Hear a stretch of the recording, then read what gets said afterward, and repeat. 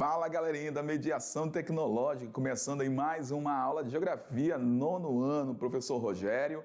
E hoje a gente vai continuar discutindo essas temáticas da Geografia, dessa disciplina, como eu sempre falo, que é maravilhosa. Então fique atento, pegue seu caderno, faça suas anotações, porque esse conteúdo é muito importante, é um complemento ainda mais para suas aulas aí presenciais na sua escola. Então pega o teu caderno, não perca tempo e vamos aí para nosso conteúdo da aula de hoje. Beleza? Vamos lá!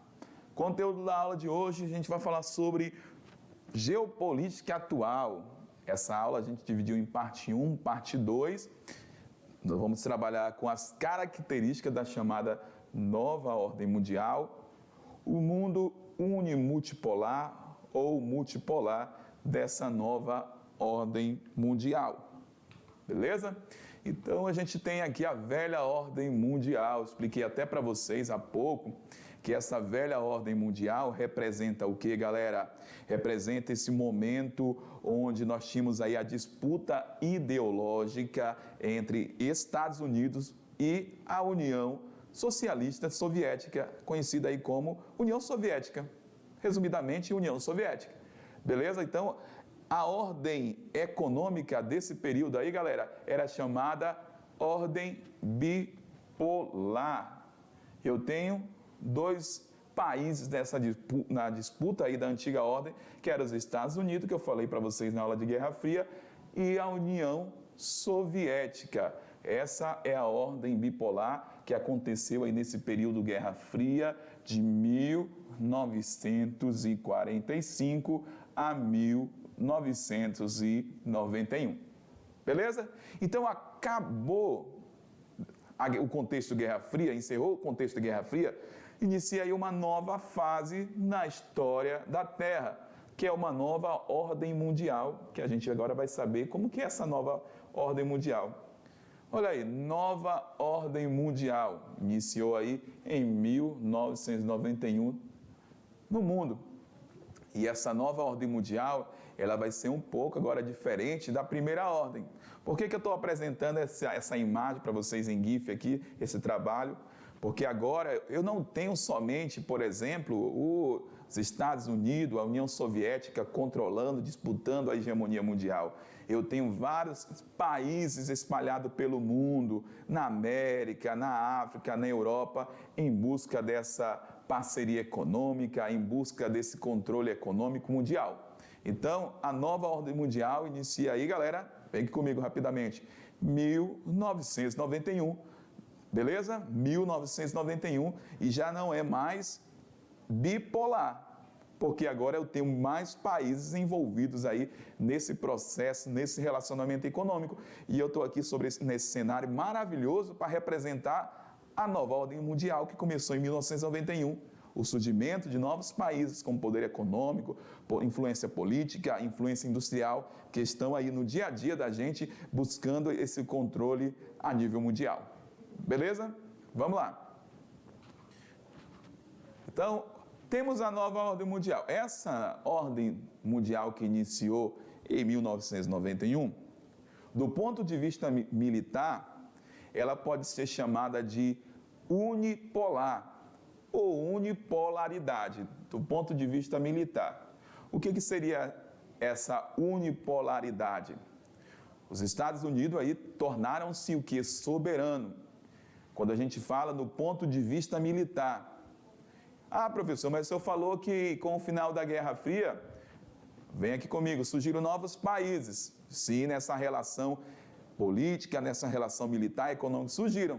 Mas, quando eu falo de exército, questão militar, a gente sabe que o maior exército, até os dias atuais, continua sendo liderado aí pelos Estados Unidos. Então, por isso que a gente fala que essa ordem também, ela pode ser, do ponto de vista militar, ser chamada aí de unipolar ou unipolaridade. Beleza? Vamos lá. Eu tenho aí, galera, essa denominação do poder militar soberano dos Estados Unidos. Então, os Estados Unidos aí, após o final do contexto Guerra Fria, se tornou-se aí a potência hegemônica maior potência mundial, no plano político, econômico e também no plano militar, diante dessa nova ordem mundial. A gente sabe que quando a gente fala do ponto econômico, é só lembrar. Eu tenho certeza que você já perguntou aí para o seu professor, já surgiu essa dúvida, você já viu em telejornais, qual é a maior economia do mundo? Qual é o país que possui a maior economia mundial? Os Estados Unidos. Então, os Estados Unidos, economicamente falando, ele é a maior potência, ele influencia nas decisões políticas da Terra, ele influencia nas questões ambientais da Terra, sim, porque os Estados Unidos é uma grande potência aí, hegemônica do século XXI. Beleza? Vamos lá. Então, essa nova ordem também, ela pode ser chamada aí, multipolar ou multipolaridade. O que seria? Eu tenho aqui o mundo agora e eu tenho diversos representantes nessa bancada, representando o quê? A influência de diversos países nesse campo das decisões econômicas da Terra. Apesar dos Estados Unidos ser a grande economia, ter o poderio militar, existe também hoje, na atualidade, nessa nova ordem mundial, outras nações que são responsáveis aí pelas decisões econômicas a nível mundial. Quando eu falo de 1991, vem aqui comigo. O que está acontecendo no mundo? Intensificou principalmente a questão da globalização. E você já estudou globalização. O que é globalização? A globalização é a integração, beleza? Entre diversas partes do mundo, no âmbito cultural, político, econômico e social. Então, hoje, mais do que do passado, o mundo está mais interligado. O mundo depende de matéria-prima, o mundo depende de parcerias econômicas para poder garantir o quê? O fomento, o desenvolvimento das suas nações.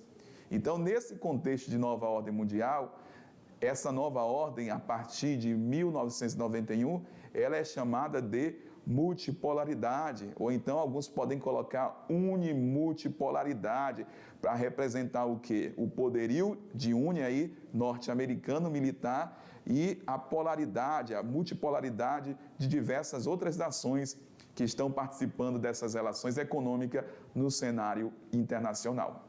Beleza? Vamos lá. Então, nova ordem mundial, ela é marcada pela consolidação de vários países ao redor do mundo como potências econômicas. Eu tenho, por exemplo, aqui Reino Unido, Estados Unidos, eu tenho China e Japão, beleza? As maiores economias do mundo. No caso aqui é a UE, beleza? A União Europeia, que é representada por diversos países, que o Reino Unido, na atualidade, nem faz mais parte da UE.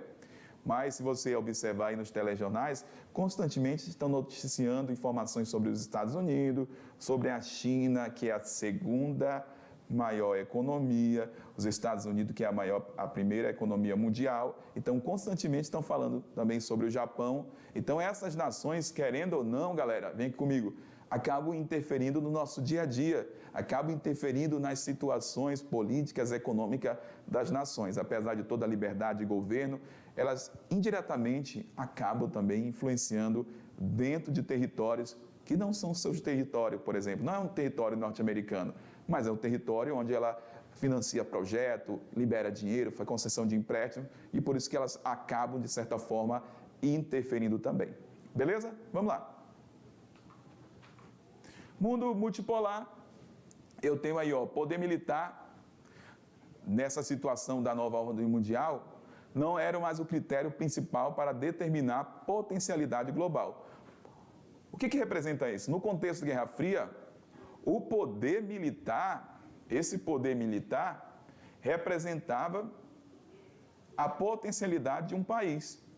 Já na nova ordem mundial, não basta ter só um grande exército, um poderio bélico. Nessa ordem mundial, o fator principal passou a ser o poder econômico. Esse poder econômico é o critério principal que vai determinar quem tem maior influência ou menor influência. Então, essa nova ordem mundial multipolar está mais ligado ao poder econômico, de quem tem mais poder e menos poder, para determinar quem está mais inserido nesse contexto global aí das relações econômicas, beleza? Então, quem tem mais dinheiro, certamente vai poder interferir mais nas decisões, nas relações econômicas. Quem tem menos dinheiro vai interferir menos. E é dessa forma que funciona no nosso dia a dia e também nas relações internacionais aí entre as nações. Vamos lá. Campo econômico. Olha só, quem sai na frente nesse campo econômico aí dos relacionamentos das nações? Os países que estão inovando na tecnologia constantemente. Os países que estão competindo no cenário internacional, quando eu falo de comércio, e também criações dos blocos econômicos. São características que marcam a nova ordem mundial. Inovações tecnológicas, competitividade do comércio internacional e criação dos blocos econômicos. Galera, é bem interessante falar sobre tecnologia. A gente está em 2021, vem comigo. Estamos aí em 2021 e hoje, quando a gente fala o que traz mais rentabilidade para uma nação, é um país que está investindo em tecnologia. Então, vender tecnologia, investir em tecnologia, traz mais retorno, traz mais rentabilidade para a economia de um país. Por isso, galera, quando a gente olha para os Estados Unidos, para o grupo de países da União Europeia, essa galerinha constantemente investe aí na tecnologia, buscando o quê? Um maior crescimento econômico, beleza? E quando a gente olha para os países subdesenvolvidos, pleno século XXI, boa parte dessas nações continua o quê? Vendendo para o mundo produtos primários, como os produtos da agricultura, os produtos minerais, que tem menor peso dentro da balança comercial, traz menos dinheiro, beleza? Vamos lá. Então, nós temos aí a nova ordem mundial, que eu falei para vocês também, que pode ser chamada de unipolaridade. Uni representa a supremacia militar e política dos Estados Unidos e multi representa o quê? Múltiplos centros de poder econômicos espalhados pelo mundo, que eu falei há pouco para vocês. Além dos Estados Unidos, nós temos grandes influências de outras nações, como a União Europeia, né, que é um conjunto de países, o próprio Brasil aqui na América influencia muito e também até mesmo a nível internacional com trocas comerciais. Beleza? E para a gente analisar, eu trago um mapinha para vocês sobre o nível de desenvolvimento. Ó. Quando você observa essa regionalização do mundo, ela é chamada aí de regionalização socioeconômica. Uma vez eu ouvi um geógrafo falando que essa imagem de regionalização dentro do globo terrestre, aqui nessa parte representa a cara de uma vaca. Lembra da vaquinha? Então é a regionalização do mundo pelo critério socioeconômico. Então, essa parte, quando eu falo de desenvolvimento do mundo, atenção aí, ó. Não é regionalizado norte ou sul pela linha do Equador. Aqui eu tenho, ó, país do sul e país do norte e país do sul. O Equador passa mais ou menos aqui, ó. Beleza? Então, nessa parte aqui, ó, deixa eu apagar. Passa mais aqui o Equador. Então, quando eu falo de regionalização socioeconômica, vem aqui comigo. Regionalização socioeconômica, eu quero que você entenda o seguinte, ó. O critério, a linha que a gente vai se basear, não é a linha do Equador.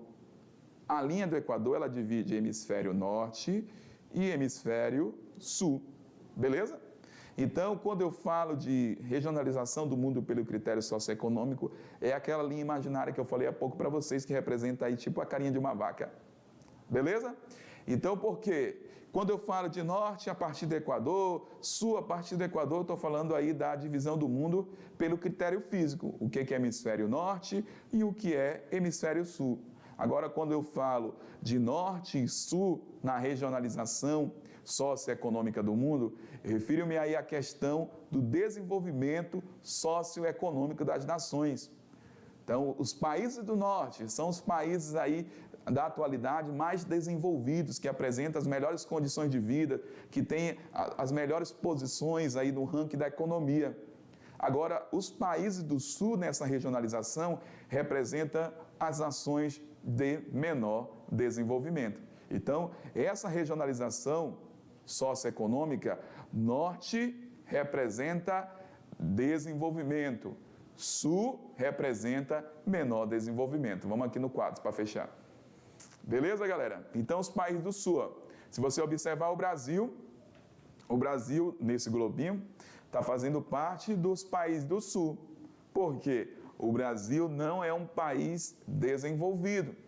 Se você olhar para a América do Norte, Canadá e Estados Unidos, nessa legenda está pertencendo a quem? Aos países desenvolvidos. Vamos colocar a maior parte do continente europeu. Pertence aí o quê? Ao norte desenvolvido. E olha que interessante. Olha que coisa interessante. Eu tenho aqui a Oceania, que está localizada no hemisfério sul, a partir da linha do Equador. Mas quando eu falo de regionalização mundial pelo grau socioeconômico, nível socioeconômico, a gente observa que ela não pertence aí à Oceania, ao hemisfério sul, mas sim aos países do norte.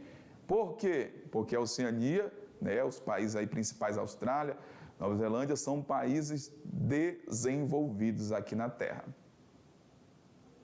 Então, galera, trabalhamos aí com a primeira parte da aula sobre ordem mundial. Então, nós temos uma nova ordem mundial a partir de 1991, que ela é conhecida como a ordem multipolar, onde eu tenho diversas nações nesse campo econômico, constantemente buscando novos mercados, disputando as primeiras posições na economia mundial. Beleza? E esse processo se intensificou ainda mais com a globalização, essa relação econômica, cultural, política entre as nações. Não temos mais um mundo bipolar na nova ordem mundial, onde no passado, até 1991, o mundo estava dividido em capitalismo e socialismo. Os Estados Unidos foi o grande vencedor da Guerra Fria e o capitalismo hoje está presente praticamente em todas as partes do mundo. Algumas nações ainda estão resistindo, alguns países, mas o sistema econômico que predomina dentro dessa nova ordem mundial é o capitalismo. Fechou? A gente volta na próxima aula. Um grande abraço e até mais, galera. Tchau!